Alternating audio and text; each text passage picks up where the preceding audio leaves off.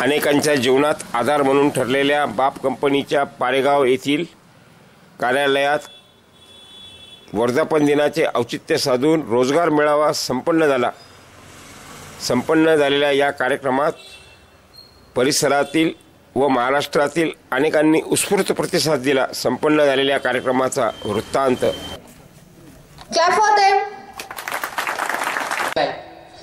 Present by मित्रांनो, आमची 3 जणांची टीम नाही तर याच्या मागे आमची जवळपास 20 ते 30 जणांची टीम आहे। बाकी ते काय म्हणतात पडद्यामागील हिरो दुसरेच आहेत, म्हणजे त्यांच्यासोबत आम्ही पण आहात। 20 जणांची टीम मिळून आम्ही बनवलेली आमची एक बाप ॲप, जी तुम्हाला प्ले स्टोअरला पण भेटेल आणि डाउनलोड करा मित्रांनो। तुम्हाला सांगतो आपली ॲपचा विचार कसा आला। मित्रांनो, तुम्हाला स्क्रीनवर दिसत असेल जेफ बेझोस।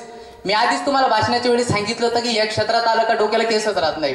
हा तो जेफ बेझोस। अमेझॉन नदी, अमेझॉन नदी तुम्हाला माहिती ना जगातली सगळ्यात मोठी नदी, तसंच जगातलं सगळ्यात जास्त मार्केट जे खाल्लं असेल ना ते अमेझॉनने खाल्लेलं आहे। म्हणजे कसं ऑनलाईन बिझनेस मार्केट, या दादाबाबाचं एक सुद्धा स्टोअर नाही, पण आता एका अहवालानुसार बघितलं तर जवळपास $222 बिलियन इतका पैसा यांनी ग्लोबली कमावला आहे।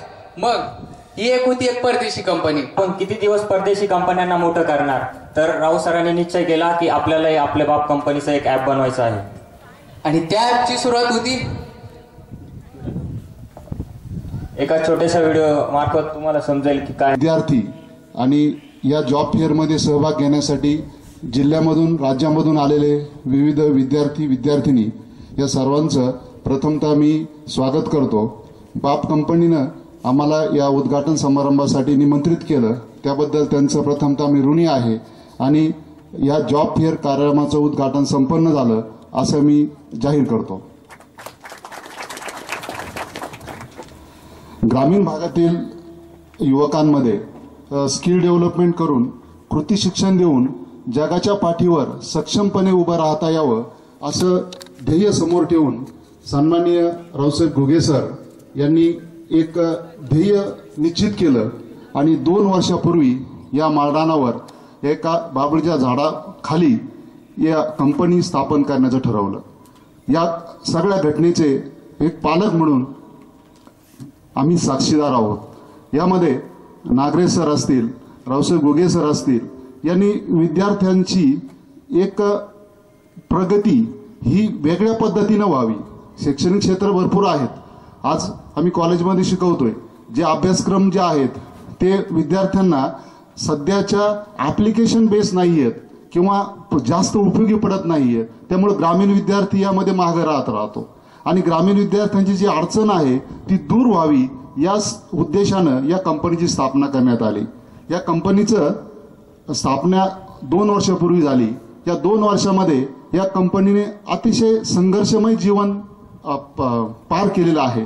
भरपूर प्रमाणात त्यांना अडचणी पण निर्माण झाल्यात, पण या सगळ्यावर मात करून विद्यार्थ्यांना विकसित करणं हा एकमेव ध्येय समोर ठेवून राव सर व त्यांच्या टीमनं इथं काम केलं।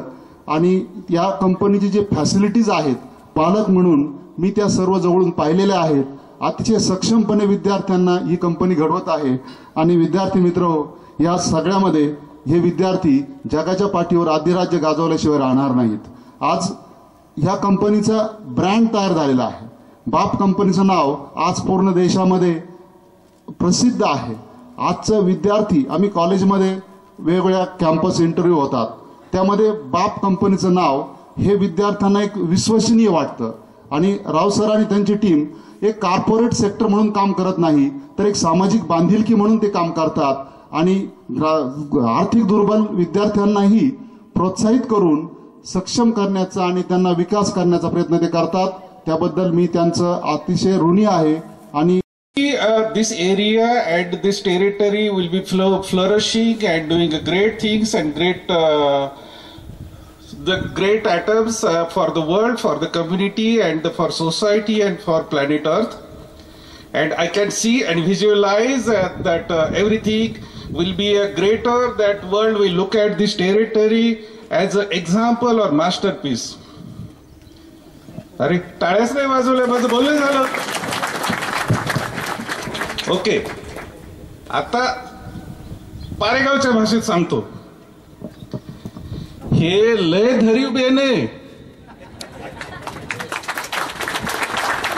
याला कुठल्याही औषधाची गरज नाही, खताची गरज नाही, कुठल्या याच्यावर खरपडा पडणार नाही, झुरळ पडणार नाही, त्याला बुरशी लागणार नाही, माशा येणार नाही, त्याला ते कुठलीही बिमारी त्याला खराब करू शकत नाहीये. छोट्या मोठ्या गोष्टी आल्या, वादळ आलं, पाऊस आलं, तरी याला काय होणार नाहीये. कोणी टीकास्त्र सोडले, असले अस्त्र सोडले, तसले अस्त्र सोडले, ह्या अडचणी आल्या, त्या अडचणी आल्या, त्यालाही काही होणार नाहीये. आणि हे सगळं चांगलं होईल. मला या डोंगराच्या बाजूला हॉटेल दिसतात, रेस्टॉरंट दिसतात, पब दिसतात, क्लब दिसतात, त्याचं डिस्को दिसतात. हे सगळं मला दिसतं, पण भविष्यामध्ये दिसतं. हेच एक शब्दामध्ये मी इंग्रजीत सांगितलं होतं.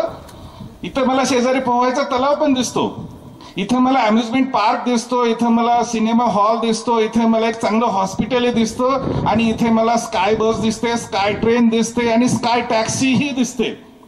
हे बघता बघता तुम्ही म्हणाल स्काय टॅक्सी ही कशी दिसणार? अरे ते उडण खटोला हेलिकॉप्टर असतं ना, हेलिकॉप्टर येऊ शकतं बिल्डिंग वरती. आणि इकडच्या बाजूला मला दिसतात जगभरातल्या IT कंपन्या आलेल्या आहेत. मायक्रोसॉफ्ट तर आलीच, ती नोकियासारखं होऊन जाईल एक जमान्यामध्ये, आणखी नवीन कोणतरी येईल. त्याच्यानंतर दुसऱ्या कंपन्या दिसतात, बरेचसे मॅन्युफॅक्चरिंग सेक्टर दिसतात, केमिस्ट्री दिसतात, भरभराट दिसतं. आणि इथं आज तुम्ही काही हजार लोकसंख्या मला सांगितली किंवा हा यंग जनरेशन सांगितला, तुमची मुलं होतील, त्यांची मुलं होतील, सगळं मिळून पुढच्या फार काही नाहीये, पण 10 वर्षामध्ये मला एक 10,000 लोकांचा जमाव या डोंगर भागामध्ये दिसतो. आता मला दिसतो, मी स्पष्ट करतो. दुसऱ्याला दिसत नसेल तर ठीक आहे, त्यांना भविष्य बघायची सवय नसेल किंवा मग दिवा स्वप्न बघत नसतील, ते झोपेतले स्वप्न बघत असतील.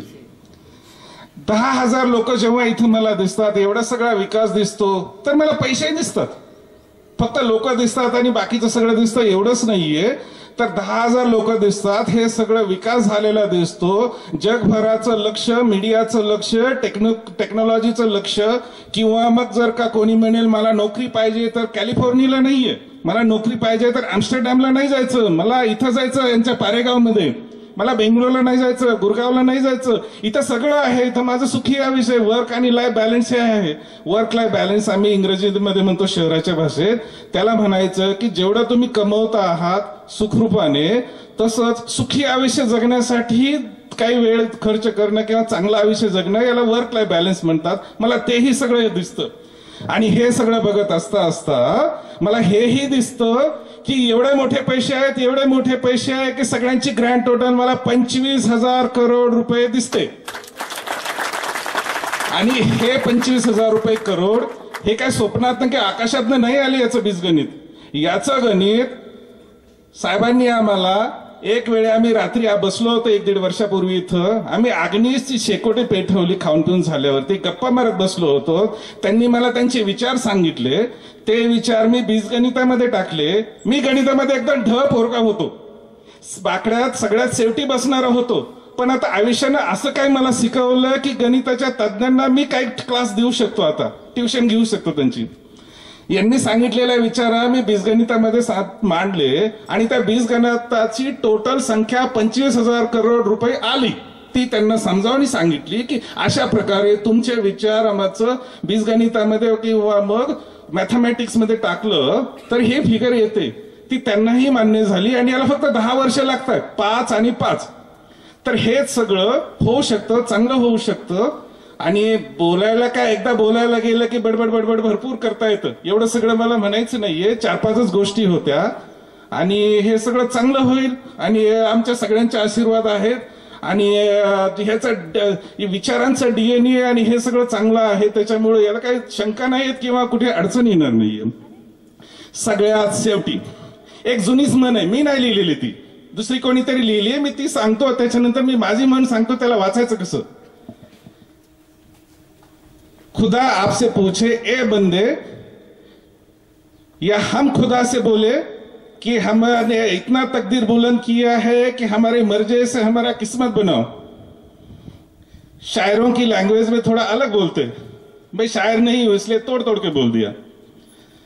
तर यालाच मी जर गावच्या भाषेत म्हणायचं असेल तर मी असं म्हणेल की स्वतःच विचारसरणी आणि स्वतःचा प्लॅनिंग एवढा स्ट्रॉंग करा की तुमचे किस्मत लिहिण्याला तुम्हाला म्हणेल, अरे तुझं एवढं स्ट्रॉंग आणि एवढं मजबूत आहे की हागे वही आणि हागे पियानी तुला तुझं नशीब काय लिहायचं तुझं तूच लिही. आणि हे आपले साहेब लिहित आहेत आणि हे तर करता आहेत आणि हे तर करताच आहे. तुम्हाला सगळ्यांची साथीची गरज आहे. फक्त एकटा माणूस चंद्रावर जातो पण सगळ्यांना घेऊन जायचं म्हटलं की गावाची वेस पण ओलांडता येत नाहीये. तुम्हाला सगळ्यांची साथ पाहिजे. चंद्रावर काय आणखी दुसऱ्या ग्रहावरही जाऊ शकतात. तुम्ही सगळेजण जे काय काम करतात जसं काय करतात ते खाद्याचं असेल की आयटीचं असेल हे असेल तुम्ही सगळे चांगले आहात चांगले करतात. प्रत्येक माणसामध्ये आधा राक्षस असतो ना अर्धा देव माणूस पण असतो. राक्षसाला नका जागू देव माणसाला जागवा आणि त्याच्यामधनं जे काय काम कराल एवढी चांगल्या पद्धतीने करा की जगामध्ये तुमच्यासारखं जर कॉपी करायचं असेल तर ते ह्यानं कसं केलं हे विचार करायला सुद्धा डोकंदुखी झाली पाहिजे दुसऱ्याची. एवढी चांगली कामं करा श्रेष्ठ कामं करा आणि सगळ्यांचं बळून टीम वर्क करा आणि भलं होईल. साहेबांना तुम्हाला सगळ्यांची साथीची गरज आहे आणि जख्मों से भरी है दोस्तों वक्त को मरहम बनाना सीख लो. जिंदगी जख्मों से भरी है दोस्तों वक्त को मरहम बनाना सीख लो. हारना तो एक दिन मौत से है, हारना तो एक दिन मौत से है. फिलहाल द बाप कंपनी के साथ जिंदगी बदलना सीख लो.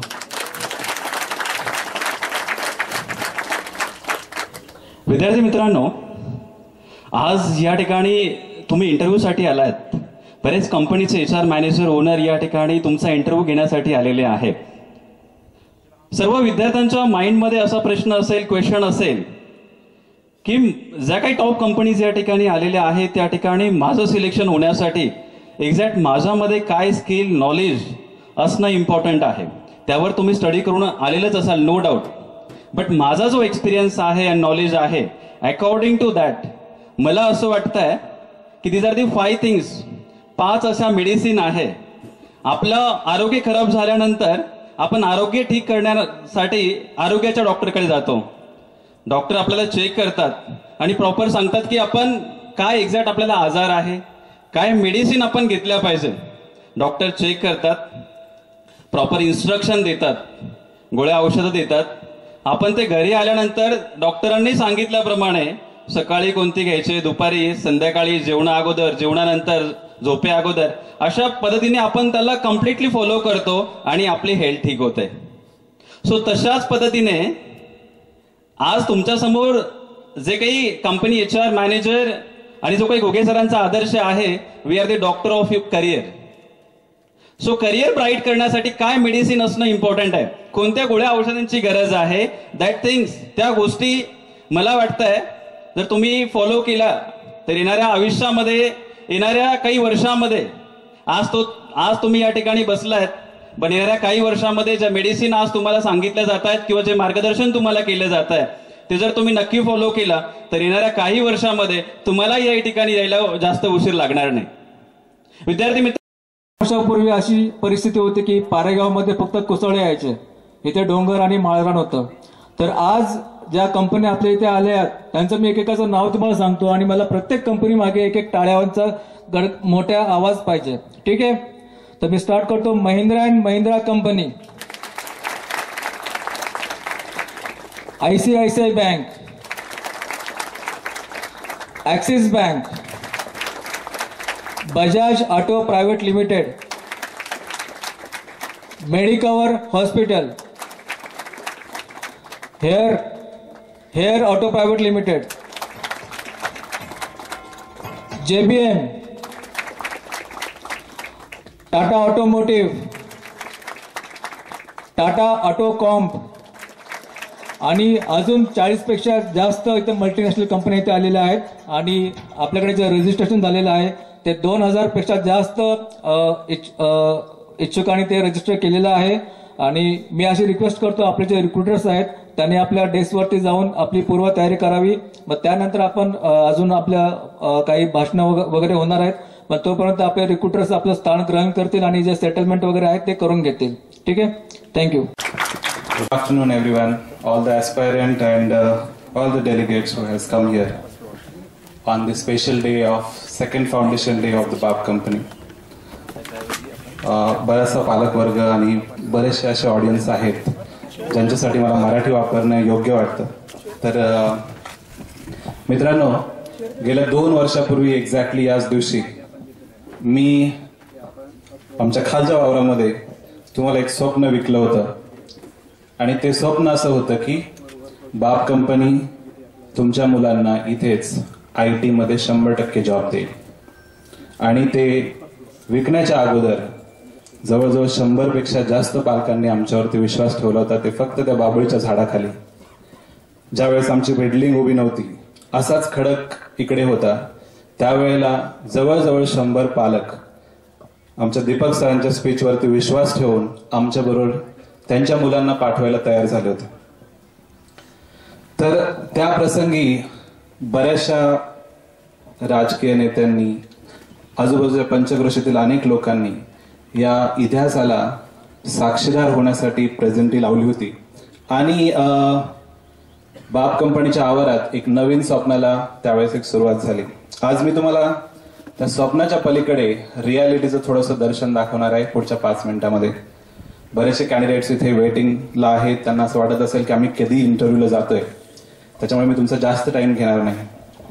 जेव्हा आम्ही हे स्वप्न सुरू केलं त्यावेळेला आमच्या डोक्यात खूप सारे विचार होते की आपण या खेड्यांचं भविष्य कसं बदलू शकतो, या मुलांना एक चांगलं वळण कसं लावू शकतो आणि यांना फ्युचर इथेच कसं घडवू शकतो. तर त्या सगळ्या गोष्टी करत असताना आज मला खूप आनंद होतोय की आपण बऱ्याचशा गोष्टींच्या रियालिटीच्या जवळ आलेलो आहोत. आणि त्याचा प्रवास बऱ्याचशा मुलांनी सांगितला असेल. आम्ही काल असंच म्हणजे हा प्रोग्राम करायचा असं आमची काही इच्छा नव्हती, कुठले भाषण करायचे, कुठल्या राजकीय नेत्याला बोलायचं असं काही इच्छा नव्हती. पण असं आम्हाला वाटलं की चला लोकांना दाखवूया बाप कंपनीने काय केलंय. कारण गेल्या 2 वर्षात ज्या काही इन्सिडेंट झाल्या, ज्या काही गोष्टी झाल्या, ज्या चांगल्या गोष्टी झाल्या, ह्या लोकांपर्यंत येण्याची गरज आहे. माझं खूप क्लिअर इंटेन्शन होतं की इथे कंपन्या आल्या पाहिजे, इथे एक वेव सुरुवात झाली पाहिजे की ग्रामीण भागात सुद्धा कंपन्या येऊ शकतात आणि ग्रामीण भागातल्या विद्यार्थ्यांना पोलीस भरती, मिलिटरी भरती किंवा डॉक्टर आणि इंजिनियर याच्या पलीकडे काहीतरी जग असतं हे दिसावं म्हणून आम्ही बऱ्याचशा कंपन्यांना इथे बोलावलं आणि आज ते तुम्हाला सत्यात उतरताना दिसत आहे. कालच आम्हाला कोणीतरी विचारलं की शिवाजी बुलाटे सर कोण आहे आणि आय थिंक दीपक सरांनी असं उत्तर दिलं की ते राष्ट्रपतीचे सहाय्यक आहे म्हणून. आणि त्याच्यावरती एक असा विनोद आणि अशा हास्य तयार झालं. मला तुम्हाला सांगायला आवडेल मित्रांनो की शिवाजी बुलाटे सर आमच्या एका विद्यार्थ्याचे पालक आहे, जो विद्यार्थी आज आपल्यात नाही आहे. पण सपोर्ट सिस्टम काय असते, मेंटरशिप काय असते किंवा साथ काय असते हे आम्ही त्यांच्याकडून शिकतो. त्यांचा मुलगा दिग्विजय काही महिन्यांपूर्वी आपल्यातून गेला आणि तो एक असा मुलगा जो माझा फेवरेट स्टुडंट म्हणेल की पहिल्यांदा माझ्या अगोदर तो मला सांगितलं, सर आपण इथे डेटा सायन्स शिकूया, मी शिकायला सुरुवात करतो, आपण इथे पॉवर BI शिकूया. सॉरी.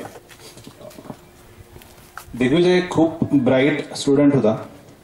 त्याच्याबरोबरचे मित्र आजही आमचं रिपोर्टिंग डिव्हिजन सांभाळतात.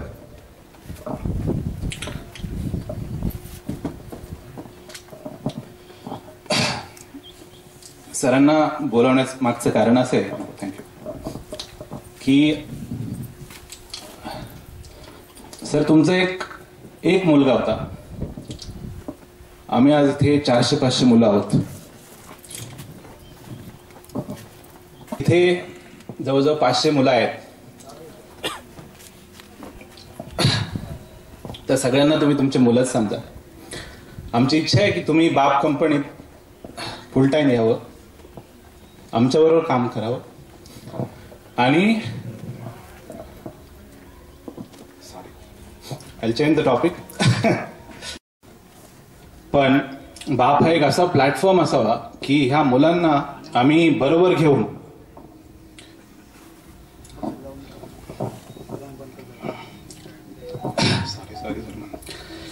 सो आय स्टार्टेड बाप कंपनी विथ अ विजन की जे आईवडील जे पालक आपल्या मुलांसोबत शाळेत येत नाही, त्यांच्या कॉलेजमध्ये येत नाही, त्यांना कंपन्यांच्या इंटरव्ह्यूला घेऊन येत नाही, त्यांना ही कंपनी बाप म्हणून पाठीशी उभी राहून त्यांना आयुष्यात पुढे घडवावी या उद्देशाने मी बाप कंपनी सुरू केली होती. तर इथे आलेला प्रत्येक मुलगा हा आमची जबाबदारी आहे. हा आमचं एक आम्हाला त्याचं आयुष्य घडवण्याचं एक काम दिलेलं आहे या उद्देशानेच आम्ही काम करतो आणि त्यातून अशी दिग्विजयसारखी मुलं गेलेली आम्हाला खूप त्रास देऊन जातात। इथे असलेला प्रत्येक पालक, मला असं वाटतं की त्यांनी हे समजून जावं की आपण एक रिव्होल्युशन घडवतोय आणि हे सगळी मुलं ही तुमची सगळ्यांची मुलं आहेत। आम्ही सगळे तुमच्या सोबत आहोत आणि त्यामुळे तुम्ही कधी स्वतःला असं एकटं वाटू देऊ नका। तुम्ही आज इथे आलात त्याबद्दल आम्ही तुमचे खरंच आभारी आहोत, पण तुम्ही नेहमी इथे येत राहू। तुमच्या मुलाला मी जॉबचं आश्वासन दिलं होतं, पण आज ते तुम्ही पूर्ण करावं अशी माझी इच्छा आहे।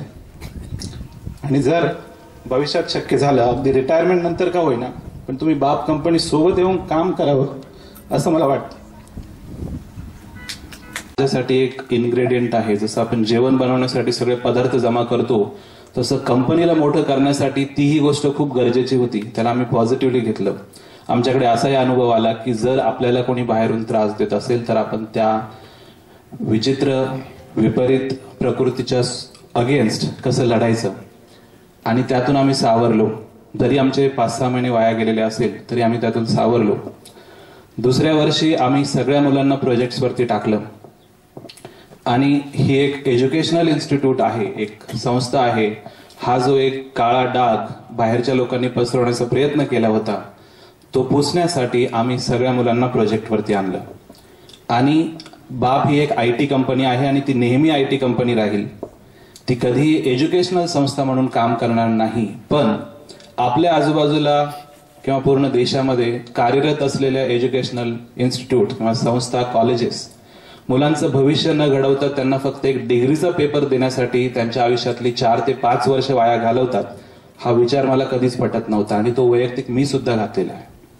आयुष्यातले 5 इम्पॉर्टंट वर्ष जे मी क्रिएटिव्ह खूप साऱ्या गोष्टी करू शकत होतो किंवा मी खूप काही चांगल्या गोष्टी करू शकत होतो, त्या गोष्टी फक्त एका डिग्रीच्या पेपरसाठी मी 5 वर्ष त्या कॉलेजमध्ये फेऱ्या मारल्या आणि अशा असंख्य कॉलेज करत आहेत। तर त्याला एक पर्याय म्हणून आम्ही एक शिक्षण पद्धती इथे काढण्याचा विचार केला, ती म्हणजे या मुलांनी कॉलेजमध्ये 4 वर्ष 5 वर्ष जाऊन आपलं आयुष्य तेवढं वाया न घालवता कंपनीमध्ये येऊन आमच्या सोबत बसून शिकावं आणि स्किल बेस्ड एज्युकेशन, प्रात्यक्षिक शिक्षण घेऊन त्यांनी आयुष्यासाठी कॉलेजमध्ये असतानाच रेडी व्हावं असा विचार डोक्यात ठेवून आम्ही आमच्या बाप IT कंपनीच्या सोबतच इथे एज्युकेशनल कोर्सेस सुरू केले। या पारेगावमध्ये एखादी IT कंपनी असेल हा एक स्कॅम आहे असा विचार इतर लोकांच्या डोक्यात येत होता, कारण या गावाला तुम्हाला माहिती आहे की भिकार पारेगाव असं संबोधलं जायचं। इथे कुठली IT कंपनी असेल, इथे काय काम करायचं येऊन, हा विचार करूनच कुठलेही कॅन्डिडेट इथे अप्लाय करत नव्हते। तर मी असं ठरवलं होतं की या मुलांना, इथल्याच शेतकऱ्यांच्या मुलांना घेऊन यांनाच तयार करायचं आणि यांचीच एक वर्कफोर्स तयार करायची। आणि आज जवळजवळ 500 मुलं, त्यात एम्प्लॉई असतील, इंटर्न्स असतील, स्टुडंट असतील, सगळे एकत्र येऊन या मिशनमध्ये सामील झालेले आहेत। आणि आम्ही गेल्या वर्षभरामध्ये बाप app, CRM, ERP, people management app असे अनेक प्रोजेक्ट्स बनवलेले आहेत। ते प्रोजेक्ट तुमचं दुकान असो, तुमची मॅन्युफॅक्चरिंग कंपनी असो, तुमची शिक्षण संस्था असो, तुम्ही शेतकरी आहात, तुम्ही अकाउंटंट आहात, तुम्ही काही आहात, त्या सगळ्या गोष्टींसाठी एक असा प्रोडक्ट सूट बनवण्याचं काम ही एक मोठी टीम करत आहे। आणि त्याचबरोबर अमेरिकेमधल्या काही चांगल्या प्रस्थापित कंपन्यांसोबत आम्ही काम करत आहोत। त्यापैकी बऱ्याच कंपन्या इथे आज आलेल्या आहेत आणि जवळजवळ 2500 मुलांनी रजिस्ट्रेशन ऑनलाईन केलं होतं। त्यापैकी माझ्या मते 1000 ते 1500 मुलं इथे आलेले असतील। मला आशा आहे की यातले अनेक विद्यार्थी या वेगवेगळ्या कंपन्यांमध्ये रिक्रूट व्हावे आणि त्यांना जॉबच्या ऑफर आजच इथून मिळाव्यात। आणि हे एक रिव्होल्युशन आहे मित्रांनो। एवढ्या छोट्या खेड्यामध्ये इथून मागे कधीही कुठला असा जॉब मिळावा झालेला नाही। आज आपण बघतो की जॉब्स हे पुन्हा मुंबई, औरंगाबाद, हैदराबाद, नाशिक अशा ठिकाणी अवेलेबल आहेत, पण खेड्यामध्ये कंपन्या येण्याचं हे पहिलाच इन्सिडेंट असावा असं माझंही मत आहे। तर मला असं वाटतं की इथून पुढे हे रिव्होल्युशन असंच मोठं मोठं होत जावं। बाप कंपनी ही नेहमी खेड्यामधून काम करेल हे आमचं एक व्रत आहे आणि याच्यानंतर आम्ही अनेक खेड्यांमध्ये याच्या ब्रांचेस उभ्या करू, हे आमच्या माइलस्टोन लिस्टवरती आहे। पण नुसतं IT नाही आणि एज्युकेशन नाही, तर त्याच्या पलीकडे जाऊन आम्हाला नेहमीच असं वाटायचं की आमचं ध्येय आहे खेड्यांचा विकास करणं, शेतकऱ्यांना एम्पावर करणं आणि ग्रामीण भागाचा विकास करणं. शहरामध्ये जी गर्दी झाली आहे, जे बिल्डिंगचे कॉन्क्रीट बिल्डिंगचे माउंटन उभे राहिलेत, किंवा जो ट्रॅफिकचा त्रास सुरू झालाय, किंवा जे पोल्युशनचा त्रास आहे, हा सगळा बंद झाला पाहिजे. आणि खेड्यातला मुलगा हा खेड्यामधूनच काम करावा, किंवा त्याच्या आई वडिलांना मदत करून त्याने कंपनीत येऊन लॅपटॉपवरती बसून 8 तास पैसा कमावून तो आई वडिलांना द्यावा, अशी आमची इच्छा आहे. आणि त्या अनुषंगाने हा एक पहिला प्रयत्न आहे. यातून आज जरी बाप कंपनी इथे एकटीच असेल तरी 2 कंपन्यांनी आमच्यासोबत MOU केलेला आहे की ते इथेच बसून मुलांना इथे जॉब देणार आहे, आणि ते मुलं बाप कंपनीमध्ये बसूनच त्यांच्यासाठी काम करणार आहेत. ते आमच्यासाठी एक अभिमानाची गोष्ट आहे. जेव्हा 2 वर्षापूर्वी आम्ही करून दिल्यात, त्याचबरोबर सरपंचांना धडा शिकवण्यासाठी आम्ही CSC सेंटर सुरू केलं. कारण निवडून आलात म्हणजे तुमचं काम झालं असं नाही, तर तुम्ही गावामध्ये मेहनत केली पाहिजे, त्या योजना लोकांपर्यंत पोहोचवल्या पाहिजे. म्हणून आम्ही CSC सेंटर काही महिन्यासाठी चालवलं, आणि त्यानंतर अनेक सरपंचांनी आपापल्या गावामध्ये कॅम्प घ्यायला सुरुवात केली.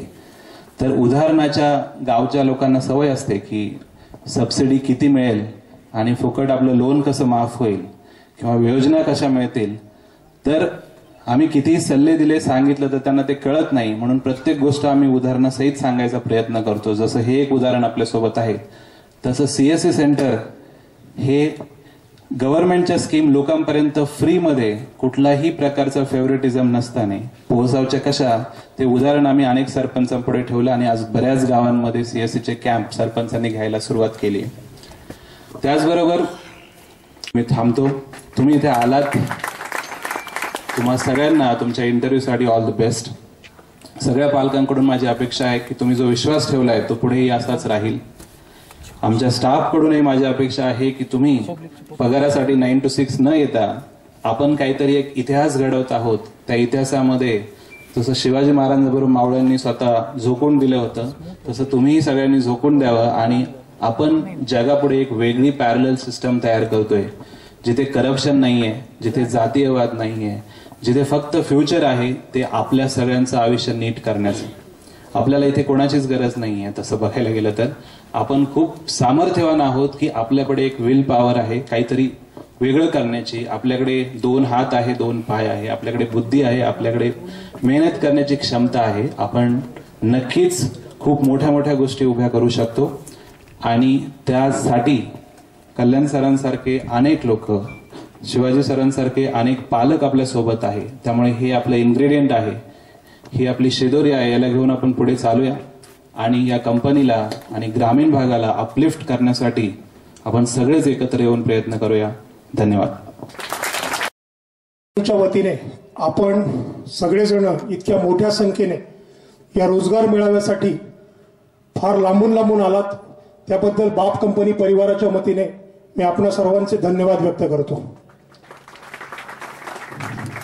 आज योगायोगानं आता उशीर खूप झालेला आहे. मी इथे आभार प्रदर्शनासाठी उभा आहे, कारण मला माहिती आहे सकाळी 9 वाजल्यापासून पाऊस ऊन हे सगळे हेलकावे खात तुम्ही थांबला आहात तर ते इंटरव्ह्यू देण्यासाठी. पण तरी देखील तुम्ही एवढ्या शांतपणे आमची बाप कंपनीची जर्नी ऐकली, ती पाहिली, समजून घेतली, आम्हाला ते समजून देण्याचा प्रयत्न करून दिला, याबद्दल मनापासून धन्यवाद. फक्त मी तुम्हाला एक रिक्वेस्ट करू इच्छितो.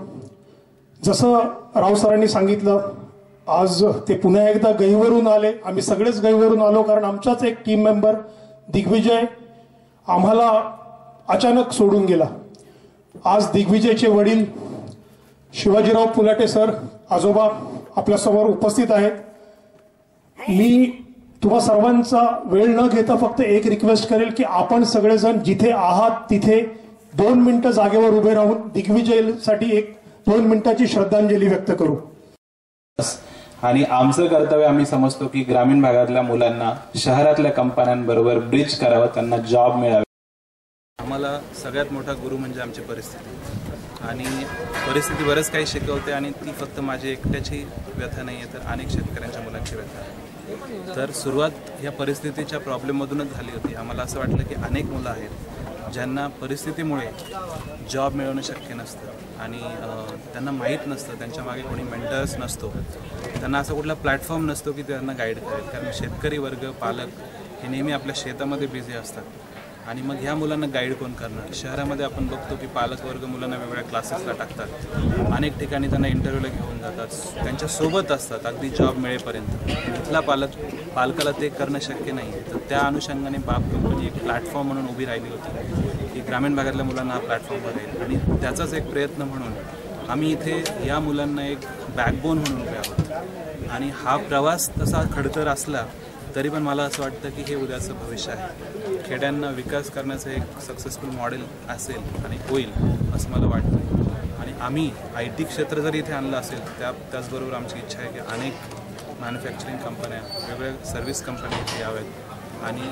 जे डिसेंट्रलायझेशनचं मॉडेल आम्ही जगासमोर दाखवू इच्छितो. म्हणजे पुण्या मुंबईतली जी गर्दी आहे, गावाकडली जी लोंडेच्या लोंडे पुण्यात मुंबईत जातात आणि होम लोनच्या जाळ्यामध्ये अडकून तिथेच राहतात, त्यांना शहरामध्ये जाण्याची गरज येऊ नये आणि त्यांनी ग्रामीण भागामध्येच आपल्या आईवडिलांसोबत राहून कॉर्पोरेटमध्ये काम करावं आणि चांगला पगार कमावा आणि आयुष्यात सक्सेस व्हावं. या अनुषंगाने सुरू केलेला प्रवास आज माझ्या मते एक चांगली भरारी घेतोय. किती विद्यार्थी आज उद्योजक बनवायचा कोर्स चालू करावा, मी ऍक्टिव्ह पार्टिसिपेट त्याच्यात करेल आणि उद्योजकच इथे बनायला लागले तर हे उद्योगधंदे आजूबाजूला ऑटोमॅटिक येणारच आहेत आणि येतीलच.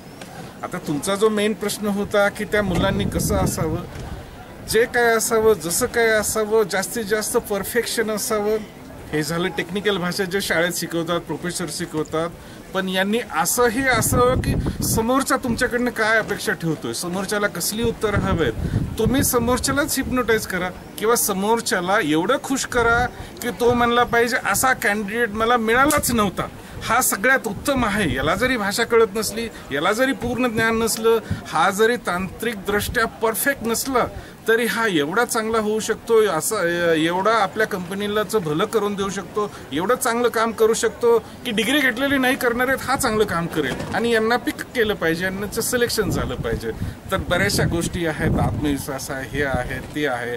पण समोरच्याला काय हवंय तेवढं आणि त्याच्यापेक्षा चांगलं जर केलं तर सगळ्यांचं सिलेक्शन होणारच आणि व्हायलाच पाहिजे. आणि जरी नाही झालं तरी मी जसं मेन्शन केलं की ज्यांचं सिलेक्शन होत नाहीये, सगळेजण काही नोकरीसाठी नसतात, सगळ्यांनीच नोकरी केल्यावर उद्योजक कुणी व्हायचं. ज्यांचं सिलेक्शन होत नाही त्यांना आम्ही उद्योजक कसं व्हायचं त्याची ट्रेनिंग देऊ आणि त्याचे गुरुमंत्र देऊ आणि सगळ्यांना यशस्वी करू. यांचा जो आहे की स्लोगन 100% एम्प्लॉयमेंट, अशा प्रकारे 99% लोकांना रोजगार मिळतील, नोकऱ्या मिळतात. जे 1% राहतील त्यांना आम्ही उद्योजक कसं बनायचं आणि त्यांना अशा लोकांना नोकरी कशी द्यायची हे आम्ही शिकू. सरांनी तुम्हाला जी ऑफर केली का पारेगाव सारख्या ठिकाणी, पण कंडिशन अशी आहे की आमच्याकडे बनवून मग तिकडे विक. तर हे सगळं आम्हाला पुढच्या 6 महिन्यामध्ये करायचंय.